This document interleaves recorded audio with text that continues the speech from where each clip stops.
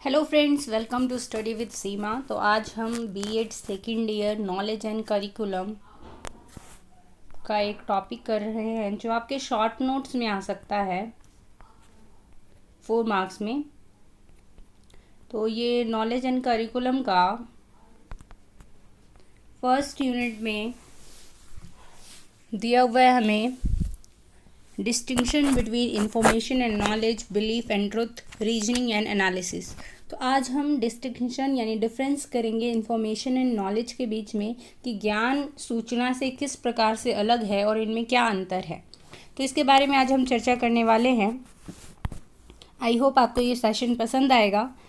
तो चलिए स्टार्ट करते हैं।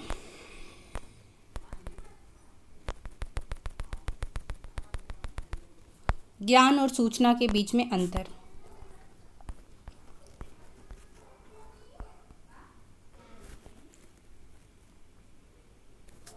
पहला पॉइंट क्या है? ज्ञान सूचनाओं का प्रमाणित रूप होता है, यानी कि जो सूचनाएं होती हैं उसको प्रमाणित करके उसके परिणामों को निकाल कर उसको लागू करके तब वो ज्ञान बनता है। केवल और सूचना क्या होती है? केवल तथ्यों का एकत्रीकरण एवं प्रसारण, यानी कि केवल डेटा को इकट्ठा करना ही क्या कहलाता है? इन्फॉर्मेशन। लेकिन जब उसको हम प्रमाणित कर देते हैं साक्ष्यों के द्वारा, यानी कि कोई उसके बारे में हमारे पास प्रमाण होता है कि वो बिल्कुल सही है, तब वो क्या बनता है? ज्ञान बनता है। दूसरा पॉइंट आता है ज्ञान का स्तर ऊंचा होता है, जबकि सूचनाओं को निम्न श्रेणी का ज्ञान माना जाता है। ज्ञान का स्तर ऊंचा क्यों है? क्योंकि ये प्रमाणित है, जबकि जो सूचनाएं केवल डेटा का कलेक्शन है। तीसरा है ज्ञान प्राप्त करने के लिए व्यक्ति को कम से कम शिक्षित होना जरूरी है, यानी बिना शिक्षित हुए व्यक्ति ज्ञान प्राप्त नहीं कर सकता है, उसके लिए उसको शिक्षित होना आवश्यक है। जबकि सूचना क्या है? अशिक्षित व्यक्ति भी प्राप्त कर सकता है। जैसे कि अगर कोई खबर फैलती है तो हम मुंह से भी बोल के किसी एक दूसरे से आदान प्रदान करके हम उसे बता देते हैं सूचना को, लेकिन ज्ञान के लिए शिक्षित होना जरूरी है, उसके बारे में तर्क कर पाने की क्षमता होना आवश्यक है। चौथा है ज्ञान का क्षेत्र विस्तृत होता है, जबकि सूचनाओं का क्षेत्र सीमित होता है। तो जैसे हमने अभी बताया कि ज्ञान का स्तर ऊंचा होता है तो इसका क्षेत्र भी क्या होगा? विस्तृत होगा, जबकि सूचनाओं का क्षेत्र क्या होगा? संकीर्ण होगा। ज्ञान का मानसिक दृष्टि से महत्व होता है, जबकि सूचनाओं का मानसिक दृष्टि से महत्व नहीं होता है। यानी कि ज्ञान प्राप्त करने के लिए आपको शिक्षित होना जरूरी है, साथ ही साथ आप मानसिक रूप से स्वस्थ हो, मानसिक क्रियाएं कर सके, तर्क शक्ति का प्रयोग कर सके, तभी आप ज्ञान को प्राप्त कर सकते हैं। लेकिन सूचना के लिए ये आवश्यक नहीं है। ज्ञान अमूर्त होता है और सूचनाएं मूर्त होती हैं। अमूर्त का क्या मतलब है? जो आप अपने सेंस ऑर्गन्स के द्वारा नहीं कर पाते, जैसे आप किसी चीज़ को जब नहीं देख पाते हैं तो वो क्या है? अमूर्त है। मूर्त क्या है? जिस चीज़ को आप अपने सामने देख सकते हैं, अपनी आंखों के द्वारा देख सकते हैं, वो मूर्त कहलाती हैं। और जिन चीज़ों को आप अपनी आंखों से नहीं देख सकते हैं वो अमूर्त कहलाती हैं। तो ज्ञान क्या है? अमूर्त है। इसके लिए आपको मानसिक क्रिया करनी होगी, सोचना पड़ेगा, तर्क शक्ति का प्रयोग करना पड़ेगा।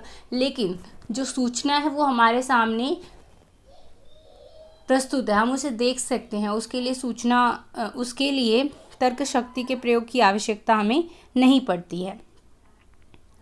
ज्ञान प्राप्ति के लिए प्रामाणिकता का होना आवश्यक है। जैसे कि अभी आपको ऊपर सबसे पहला पॉइंट बताया गया था कि ज्ञान सूचनाओं का प्रमाणित रूप होता है, यानी उसके लिए प्रमाण की आवश्यकता होती है। बिना प्रमाण और साक्ष्य के ज्ञान नहीं पूरा हो सकता है। लेकिन सूचना की प्राप्ति के लिए प्रामाणिकता का होना आवश्यक नहीं है। ये सच भी हो सकता है और झूठ भी हो सकता है। 8 है ज्ञान केवल आंकड़े एवं तथ्य नहीं है। ज्ञान को केवल सिर्फ डेटा के कलेक्शन के रूप में नहीं जाना जाता है, लेकिन सूचनाएं क्या है? केवल तथ्यों एवं आंकड़ों का संग्रह है। ज्ञान में अनुमान लगाने की क्षमता होती है। जो हमने ज्ञान प्राप्त किया है, प्रमाणित रूप जो ज्ञान का है, उसको हम अलग अलग परिस्थितियों में लागू करते हैं और उसके परिणामों का सामान्यीकरण करते हैं, जिससे हम अनुमान भी लगा सकते हैं। लेकिन सूचना में अनुमान लगाने की क्षमता नहीं होती है। 10th पॉइंट है ज्ञान पर आधारित आंकड़े हमेशा सत्य होते हैं, क्योंकि ये प्रमाणित है, इनके बारे में हमारे पास साक्ष्य है, तो ये हमेशा सत्य होते हैं। जबकि सूचना सत्य भी हो सकती है और असत्य भी हो सकती है। ज्ञान का स्वरूप कैसा होता है? स्थायी होता है, परमानेंट होता है। लेकिन सूचना क्या होती है? अस्थायी होती है। ज्ञान को नष्ट नहीं किया जा सकता है, जबकि सूचना को नष्ट किया जा सकता है। ज्ञान सूचनाओं पर आधारित होता है, जबकि सूचना तथ्य एवं आंकड़े पर आधारित होती है। ज्ञान दीर्घकालिक होता है, क्योंकि इसे नष्ट नहीं किया जा सकता, तो ये क्या है, दीर्घकालिक है, जबकि सूचना क्या है, अल्पकालिक होती है। सभी ज्ञान सूचना होती है, जो ज्ञान है वो सूचना होती है, लेकिन सभी सूचना ज्ञान हो ये आवश्यक नहीं है। ज्ञान के लिए संज्ञानात्मक एवं विश्लेषणात्मक योग्यता की आवश्यकता होती है, क्योंकि हमें मानसिक संक्रिया करनी पड़ती है, इसलिए इसके लिए संज्ञानात्मक एवं विश्लेषणात्मक क्षमता व्यक्ति में होनी चाहिए। जबकि सूचना के लिए, सूचना को प्राप्त करने के लिए हमने अभी बात की थी कि शिक्षित होना भी जरूरी नहीं है, तो ऐसे में मानसिक संक्रिया या संज्ञानात्मक एवं विश्लेषणात्मक क्षमता की भी आवश्यकता नहीं है।